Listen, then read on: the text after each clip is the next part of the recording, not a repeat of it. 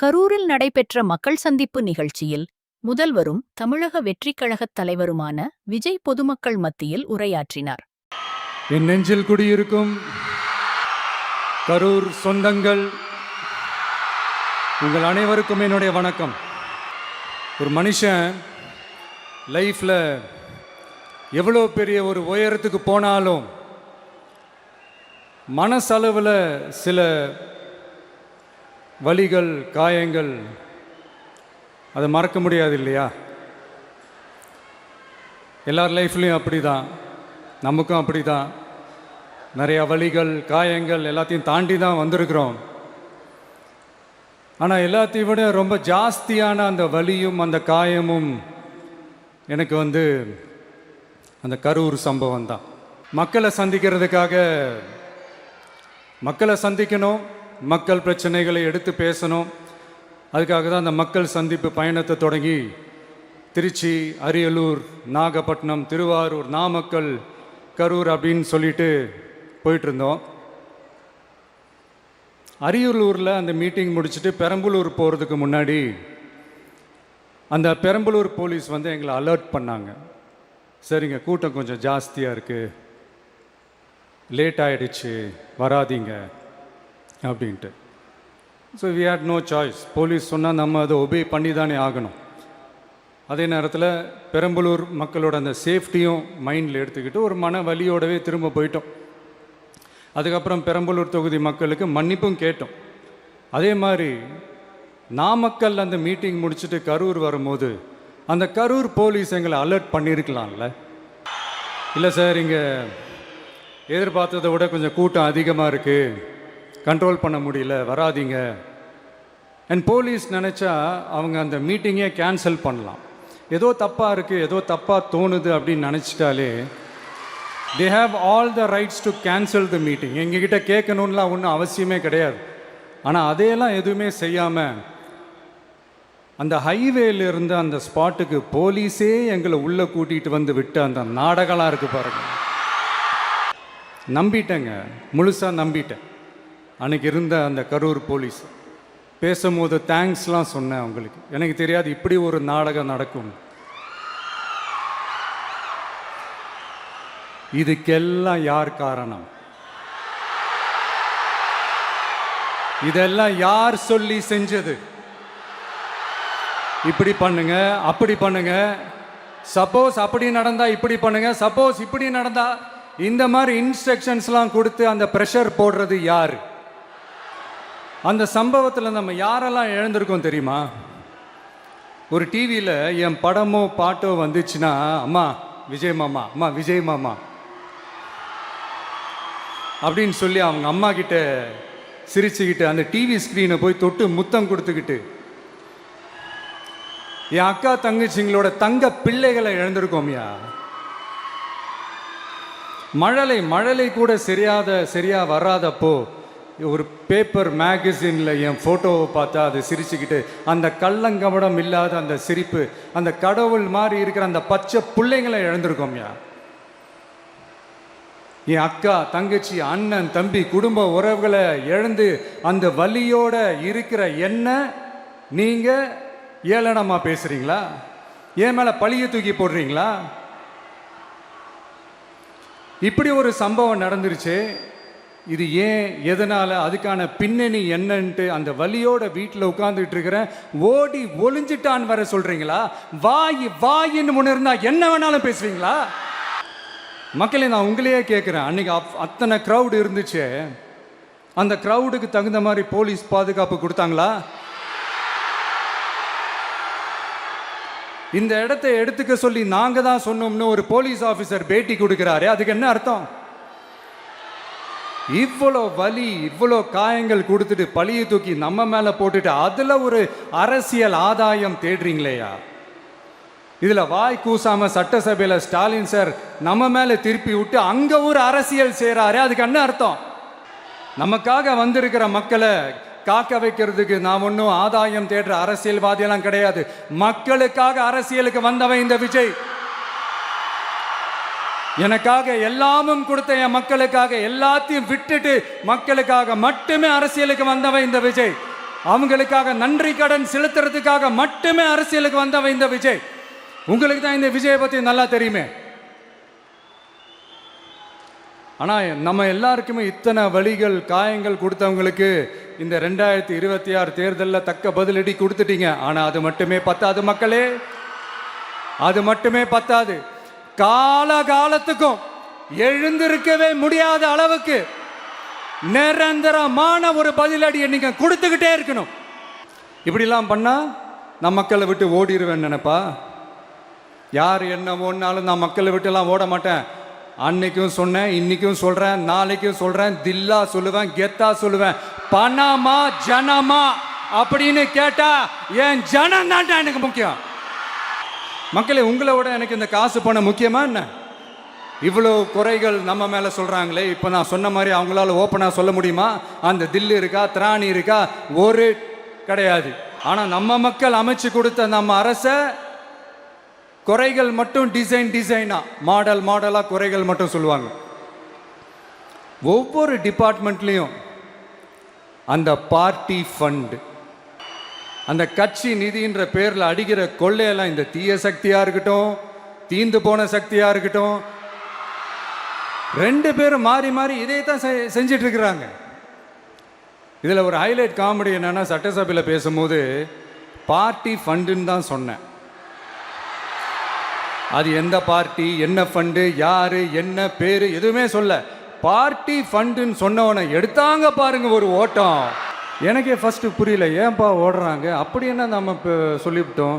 அதான் அந்த குற்றம் உள்ள நெஞ்சுக்கு தான் குறுகுறேங்கும். இது எப்படி இருக்கு தெரியுமா? எங்க அப்பா பீரோக்குள்ள இல்லை, எங்க அப்பா பீரோக்குள்ள இல்லை அப்படின்னு சொல்ற மாதிரி. ஐயோ, ஏன் கேட்குறீங்க? இவங்களோட செம்ம கூத்தா இருக்குங்க, செம்ம ஃபன்னா இருக்கு. சென்னையில் ஒரு பாலம் கட்டுறதுக்காக நார்மலாக ஆகிற செலவை விட அதிக செலவில், கிட்டத்தட்ட டபுள் மடங்கு செலவில் ஒரு டெண்டர் ஒன்று விட்டுருக்குறாங்க. அதையெல்லாம் தோண்டி எடுத்து அதெல்லாம் இப்போது கண்டுபிடிச்சி கேன்சல் பண்ணியிருக்கிறோம். இன்னும் எத்தனை கோடி ஊழல், எத்தனை லட்சம் கூடல் தோண்ட வருமோ எங்களுக்கே தெரில. ஒவ்வொரு முகமுடியாக கிழியுது. ஐயோ, இந்த விஜய் ஒவ்வொரு கதையாக எடுத்து வெளியில் விட்டுருவான் போலேன்ட்டு திரும்புகிற பக்கம்லாம் கதறல் கதறல் கதறல். காதலேருந்து ரத்தம் வராத குறை. ஆமாம், இப்படி ஊழல்லே ஊறி போனவங்க இப்படி தான் இருப்பாங்க. இந்த 50-55 நாட்களில் அங்கே செஞ்ச சில விஷயங்கள்லாம் சட்டசபையிலே எடுத்து சொன்னேன். பட் இங்கே ஒரு சில விஷயங்கள் சொல்லணும்னு நினைக்கிறேன். இந்த மின்சாரத்துறையில் இதுக்கு முன்னாடி போட முடியாமல் இருந்த அந்த பதவி உயர்வை இப்போ தான் எங்களால் போட முடிஞ்சுது. அதுக்காக ஒரு அக்கா அழுதுகிட்டே ஒரு நன்றி சொன்னாங்களே, அதெல்லாம் உங்கள் கண்ணில் படாது அந்த வீடியோலாம், குறை சொல்கிறவங்களுக்கு. அடுத்து லஞ்சம்லாம் ஒழிக்க முடியாது, ஊழல்லாம் ஒழிக்க முடியாது, அதெல்லாம் பிளட்டிலே ஊறி போய் இருக்கு அப்படின்னு சொன்னவங்க போய் ஒவ்வொரு கவர்மெண்ட் ஆஃபீஸாக பாருங்க. ஒரு பைசா லஞ்சம் இல்லை, ஒரு பைசா ஊழல் இல்லை. வேலையெல்லாம் சும்மா டக்கு டக்கு டக்குன்னு நடக்குது. ஒரு பெரியவர் ஒருத்தர் சொல்றாரு, தம்பி வேலையெல்லாம் நடக்குது, ஆனால் அதையும் தாண்டி எங்களுக்கு மரியாதை கொடுக்குறாங்க தம்பி, உட்கார வச்சுலாம் பேசுகிறாங்க. இதெல்லாம் இதுக்கு முன்னாடி நடந்ததே இல்லை. அவனை போய் பாரு, இவனை போய் பாரு, இந்த ஆஃபீஸரை போய் பாருன்னு சொல்லி அலைய விடுவாங்க. இப்போ லஞ்சம் இல்லை, ஊழல் இல்லை, வேலையெல்லாம் உடனே நடக்குது. மக்கள் அப்படி ஒரு பெருமூச்சு ஒன்று விடுறாங்க. அதை பார்த்து நமக்கு அப்படி ஒரு ஹாப்பினஸ். இதுக்கு மேலே என்ன வேணும்? ஏன் இதெல்லாம் பண்ண முடியாது? மனசுன்னு ஒன்று இருந்தால் பண்ணலாம், இப்போ பண்ணலை. அதே மாதிரி இந்த எல்என்டி நிறுவனத்தோட 18,600 crore 3 திட்டங்கள் அந்த ஒப்பந்தம், அந்த கையெழுத்து போட்டிருக்கிறோம். கிட்டத்தட்ட 8,200 பேருக்கு வேலை வாய்ப்பு. நான் சொல்கிறது அந்த 3 மாவட்டத்தை சேர்ந்தவங்களுக்கே அவ்வளோ வேலை வாய்ப்பு. குறுவை சாகுபடிக்காக 134 கோடியில் அந்த சிறப்பு தொகுப்பு திட்டம் அறிவிச்சிருக்கிறோம் நம்ம விவசாயிகளுக்காக. இப்போவும் சொல்கிறேன், நம்ம விவசாய பெருமக்களே, உங்களோட இந்த அரசு கூடவே நிற்கும். பெண்கள் பாதுகாப்புக்காக சிங்கப்பெண் அதிரடி படை, அது உங்களுக்கு நல்லா முன்னாடியே தெரியும். வரப்போகிற அறிஞர் அண்ணா அவர்களுடைய பிறந்த நாளில் உங்கள் அண்ணனுடைய அரசில் தாய் மாமன் தங்க மோதிர திட்டம் அறிவிக்கப்படும். இதெல்லாம் கேட்டாங்களே, வாக்குறுதி கொடுத்தீங்களே, என்னாச்சுன்னு. இந்த தீய சக்தி மாதிரி ரீல் தாய் மாமன்லாம் கிடையாது, ரியல் தாய் மாமன். எப்படி ரியல் ரியல் தாய் மாமன். இந்த தீய சக்தியை பற்றி அவங்க நிர்வாகத்தை பற்றி ஒரு வெள்ளை அறிக்கை ஒன்று வெளியிட்டோம்ல, அது ஷார்ட் அண்ட் ஸ்வீட்டாக சொல்லணுன்னா, ஒரு ஓட்ட பாத்திரத்துக்குள்ளே தண்ணி ஊற்றிக்கிட்டே இருந்திருக்கிறாங்க. பாத்திரம் எம்டியாகவே இருந்திருக்கு, ஆனால் ஊற்றின தண்ணி தான் எங்கே போச்சுன்னு தெரில, கடவுளுக்கு தான் வெளிச்சம். அது மாதிரி இப்போ நம்ம சொன்னதெல்லாம் சும்மா ஒரு சாம்பிள் தான். இன்னும் வரப்போகிற நாட்களில் உங்கள் அரசனுடைய அந்த விஸ்வரூபத்தை நீங்கள் பார்ப்பீங்க. அடுத்து வாயத்துறங்க சிஎம். அடாடாடா, உங்கள் சிஎம் நெஞ்சிலேயே குத்திட்டு வந்தீங்க பாருங்க, அதெல்லாம் வேற லெவல். பேசுங்க பேசுங்கன்றீங்க, பேசுனா எந்திரிச்சு ஓடிடுறீங்க. இனிமேல் பேச ஆரம்பிக்கிறதுக்கு முன்னாடி என்ன பண்ணணும் அப்படின்னா, ஒரு நண்பர் ஒருத்தர் சொன்னார், மாண்புமிகு பேரவைத் தலைவர் அவர்களே எல்லா டோரையும் இழுத்து லாக் பண்ணுங்க அப்படின்னு சொல்லிட்டு தான் பேச்ச ஆரம்பிக்கணும் போல் இருக்கு. ஏன்னா பேசிட்டு இருக்கும் போதே எந்திரிச்சு ஓடிடுறாங்க. 5 நிமிஷம் பேசுனதுக்கே குளத்தூர்ல கொத்து பரோட்டா போட்டாங்க. இதுக்கு மேலே பேசினா மொத்தமாக முடிஞ்சிடும், பார்த்துக்கங்க. நாம் அரசியல் பேசினா விஜயெல்லாம் அரசியல் பேசலாமா அப்படிங்கிறது.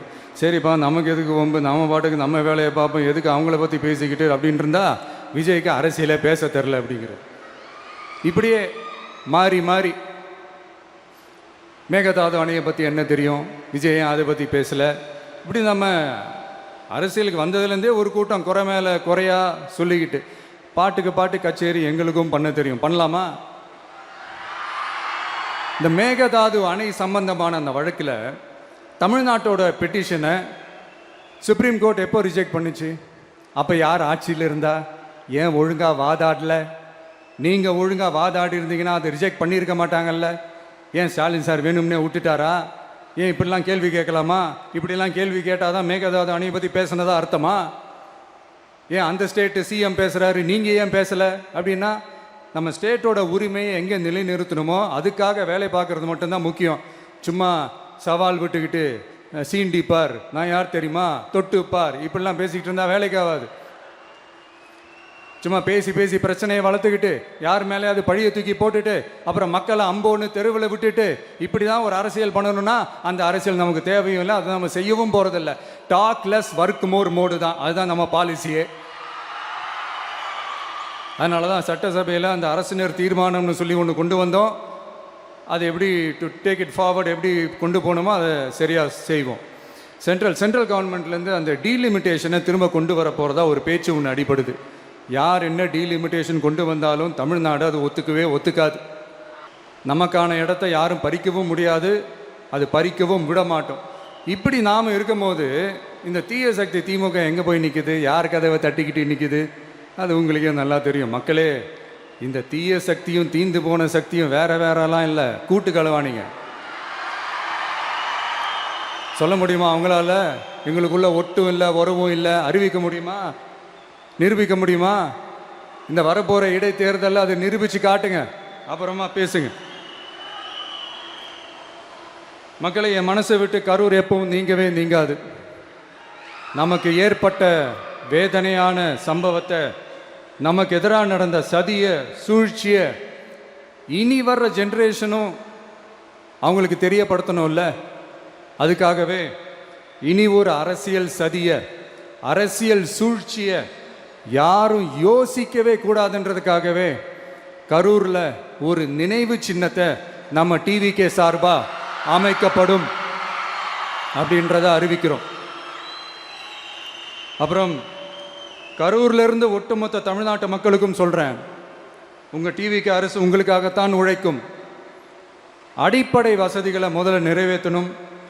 ஒரு பக்கம் நிதி நிலைமையை சரி செஞ்சுக்கிட்டே, இன்னொரு பக்கம் அப்படியே நாம் சொன்னதில் ப்ரையாரிட்டி பார்த்து ஒவ்வொன்றா படிப்படியாக நிறைவேற்ற ட்ரை பண்ணுவோம். இது எப்பவும் உங்களுக்கான அரசாக தான் இருக்கும். இந்த விஜய் உங்கள் விஜயாக தான் இருப்பான். நீங்கள் உரிமையோட உங்கள் கவர்மெண்ட்டை நீங்கள் அணுகலாம். இந்த தீயசக்தி ஆட்சி முடிஞ்சு பொட்டிக்குள்ளே போனதுலேருந்து என்னென்னமோ பண்ணுறாங்க, இது ஏதோ பேசுகிறாங்க, சோஃபாங்கிறாங்க, வாஷிங் மிஷினுங்கிறாங்க. இந்த அரசியல் வியாபாரம் பண்ணுறதுக்கான அந்த வெண்டிங் மெஷினே அவங்க தான். யார்? இந்த திமுக. இதில் நம்மளை பார்த்து வாஷிங் மிஷினுங்கிறாங்க. எலெக்ஷனில் ஓட்டுக்கு காசு கொடுக்குற அந்த கலாச்சாரத்தையே, அந்த கல்ச்சரை அடித்து நொறுக்கி இருக்கிறோம். எலெக்ஷன்லேயே அப்படி வேலை பார்த்தோம் நமக்கு எதுக்கு இந்த குதிரை, கழுதை, ஒட்டக பேரெல்லாம்? மக்களின் பக்கம் அப்படி இருக்கும்போது நமக்கு எதுக்கு இந்த பேரெல்லாம்? இந்த திருட்டு திமுக ஆட்சியை வச்சுக்கிட்டு ஊரடிச்சு ஒலையில போட்டு இந்த கொள்ளையை அடிச்சதுனால தான் உங்க கரூர் கம்பெனி ஓனர் ஒருத்தர் எங்க இருக்காருன்னே தெரியாம ஓடு ஓடு ஓடு ஓடு ஓடு ஓடு ஓடு ஓடு வராம் பாரு வேட்டக்காரன் ஓடினே இருக்கிறாரு. இன்னொருத்தர் ஃபாரின்ல போய் ஒளிஞ்சுக்கிட்டார். ஃபாரின் ஸ்டாலின் சார்ன்னு நினச்சிட்டு போறீங்க. அவர் இல்லை. எனக்கு எப்பவுமே ஸ்டாலின் சார் மேலே ஒரு தனி பாசம் ஒன்று உண்டு. அவர் கிடையாது, இவர் வேற. சிங்கப்பூருக்கு செக்கப்புக்கு போனார்ல அவரு. இன்னும் தோண்ட தோண்ட எத்தனை பேர் மாட்ட போறாங்களோ தெரில. உங்ககிட்ட யாராவது லஞ்சம் ஏதாவது கேட்டாங்கன்னா கொடுக்க முடியாது சொல்லுங்க, நான் இருக்கேன் உங்களோட. அப்படியே யாராவது ஃபோர்ஸ் பண்ணாங்கன்னா இது எங்க மகன், எங்க புள்ள, எங்க அண்ணன், எங்க தம்பி, எங்க விஜய், எங்க விஜயோட ஆட்சின்னு ஸ்ட்ராங்கா சொல்லுங்க. மக்களே, நீங்க கூட இருக்கும் போது லஞ்ச ஊழல் மட்டும் இல்லை, அதிகாரத்தை வச்சு ஆட்டம் போடுற யாரா இருந்தாலும் அடங்கிடுவாங்க. இந்த கடமை, கண்ணியம், கட்டுப்பாடுன்ட்டு ஒரு காலத்தில் கொள்கையோடு இருந்த கட்சியெல்லாம் இன்னைக்கு எப்படி இருக்கான்னு உங்களுக்கே தெரியும். அதாவது இந்த டிவிக்கே கட்சியோட தலைவரை எதிர்க்கிறதுல ஒரு நியாயம் இருக்கு. ஏன்னா உங்கள் பொழப்பில் மண்ணள்ளி போட்டான். இந்த ஊழல் லஞ்சம்லாம் பண்ண மாட்டேன்னு சொல்லி உங்கள் அரசியலையே ஒரு தெருமுனைக்கு கொண்டாந்து விட்டான். மக்கள் வேற அவனை தான் நம்புகிறாங்க. ஸோ இந்த விஜயை எதிர்க்கிறதுல ஒரு அரசியல் நியாயம் இருக்குது, அது புரிஞ்சிக்கலாம். ஆனால் இன்னைக்கு இந்த விஜயை மக்கள் ஓட்டு போட்டு ஜெயிக்க வச்சு ஒரு தீர்ப்பை கொடுத்து மக்களுக்காக வேலை செய்கிறதுக்காக முதலமைச்சராக உட்கார வச்சிருக்கிறாங்க. இன்னமும் நீங்கள் தான் ஆட்சியில் இருக்கிற மாதிரி விஜய் கரூருக்கெல்லாம் போகக்கூடாது, விஜய் இங்கே போகக்கூடாது, அது செய்யக்கூடாது, இது செய்யக்கூடாதுன்னு எனக்கு புரியலையே. ஆட்சியில் இருக்கும் போது தான் இவ்வளோ கட்டுப்பாடெல்லாம் போட்டிங்க, எஸ்ஓபிஸ்லாம் போட்டிங்க, ஸ்டாலின் சார் ஆப்ரேட்டிங் ப்ரொசீஜர்லாம் போட்டிங்க. இப்போவும் அதே பண்ணிட்டு இருந்தீங்கன்னா என்ன சார் நியாயம்? இல்லை, நான் தெரியாமல் தான் கேட்குறேன். இன்னும் கனவுலையே இருக்கிறீங்களா? முதல்ல முழிச்சு வாங்க, ரியாலிட்டிக்கு வாங்க. உங்கள் ஆட்சியெல்லாம் வீட்டுக்கு போய் டிவிக்கேன்னு ஒரு ஆட்சி வந்து ரொம்ப நாள் ஆச்சு. ஒழுங்கா படி என்று சுப்ரீம் கோர்ட் ஓங்கி மண்டேலியே நறுக்கு நறுக்கு நறுக்கு என்று செம்மட்டியாலே அடிச்சும் இந்த திமுக முழிச்சிக்கல அப்படின்னா அப்போ கொஞ்சம் கஷ்டம்தான். வெற்றி தோல்வியெல்லாம் அரசியல் சகஜம் சார். அதுக்காகலாம் வெறி பிடிச்சி, இந்த பதவி வெறி பிடிச்செல்லாம் அலைய தேவையில்லை. நல்ல விதமாகவே சொல்கிறேன், நியாயமான அரசியல் பண்ணுங்க. ஓ, அதுதான் உங்களுக்கு தெரியாதுல்ல? தீய சக்தி திருத்தவும் முடியாது, அவங்களா திருந்துவாங்கன்னு பார்த்தா அதுவும் நடக்க போகிறதில்ல. அதனால் வரப்போகிற இடைத்தேர்தலில் மக்களே இந்த தீய சக்தி திமுகவை நல்லா வெச்சு வெளுத்து விடுங்க. கான்ஃபிடென்ட்டாக இருங்க மக்களே, நல்லதே நடக்கும், வெற்றி நிச்சயம்.